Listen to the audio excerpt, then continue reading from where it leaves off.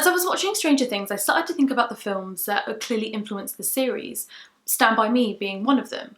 And the more I thought about it, the more I started to realise that there was a clear genre that was emerging.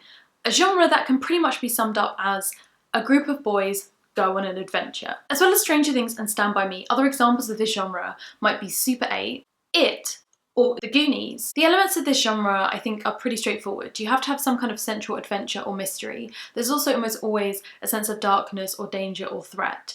And there will be a crime, sci-fi or fantasy element behind it, although it is worth noting, and I'll talk about this later, that the boys themselves are often not directly involved in it. They won't be magic themselves, for example. There may be one girl present, but it's going to overwhelmingly be a gang of boys, and the girl is almost always going to be either the annoying sister or a sort of proto-romantic crush for at least one of the boys. This genre is a kind of coming-of-age film that's significant because it goes beyond an everyday telling of real life growing up. And they're some of the most beloved and critically acclaimed films of this kind of Bildungsroman coming-of-age drama. And the more I thought about it and the more examples I came up with, I couldn't think of any with a group of girls in the place of a group of boys. So one reason might be the stereotype that girls aren't into the outdoorsy, rough and tumble kind of life that these kind of films are portraying, which obviously is ridiculous. It would be just as easy to use a stereotype the other way around and say, well, it's unrealistic for these boys to be going out on an adventure.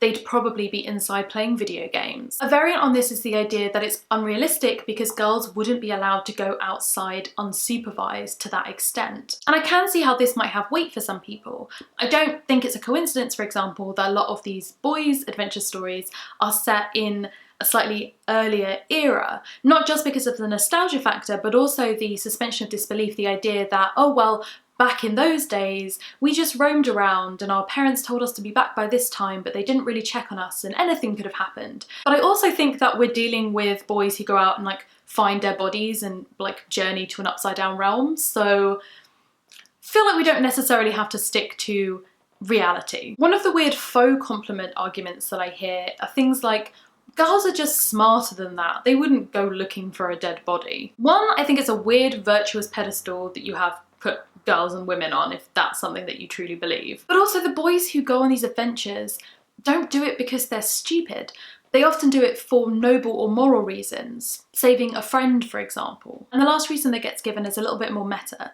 The idea that if these stories are meant to be coming of age stories, they're meant to be telling the story of people growing up, becoming better, there's this idea of, well, girls don't need to go on these adventures to become better people. They're in touch with their emotions already. Again, take those ladies off the pedestal you have them on. But also in other genres of coming-of-age films that girls are present in, they're often not in touch with their emotions. It's just that often the emotions they're not in touch with are emotions around guilt around sex and wanting to go out with a cute boy, rather than anything much deeper. I think it's cyclical, right? It's kind of like a round cause and effect spiral. If you're a filmmaker who sees these iconic films and wants to do an homage to them or to kind of reflect it in your work, if you've always seen them as a group of boys, and we have a lack of representation of girls having this same kind of drive towards adventure, intrigue, then I can kind of see how it wouldn't even necessarily consciously cross your mind to reverse those genders in that way. I think it's also useful to look at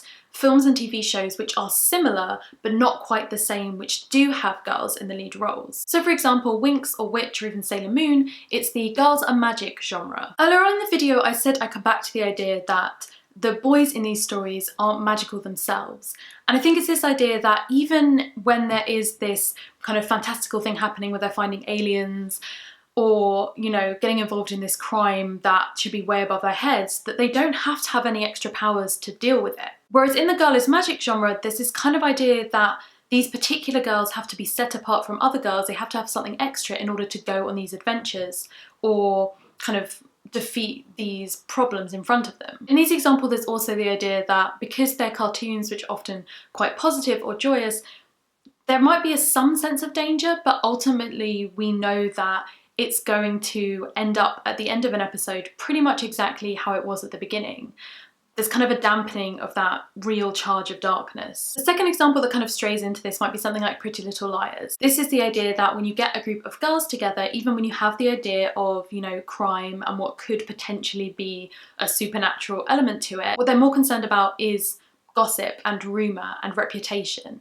It's very much within society, whereas the boys, when they go on adventures, are deliberately going outside of society so that they can grow independently into who they're meant to be. You might also think of something like the Babysitters Club or the Sisterhood of the Travelling Pants. These are groups of girls who have problems, but again, they're problems that are entirely within society.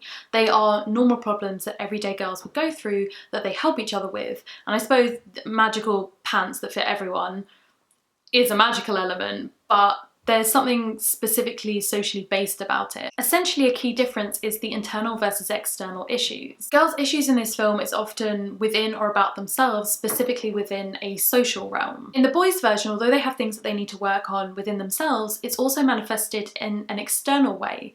It kind of leaves room for more nuanced metaphors and allegories, for example, as well as this coming of age growth. It allows for a more fullness of a narrative. Some of the best genre pieces, I think, within crime, sci-fi and fantasy use these heightened elements in order to tell a story which is more rich.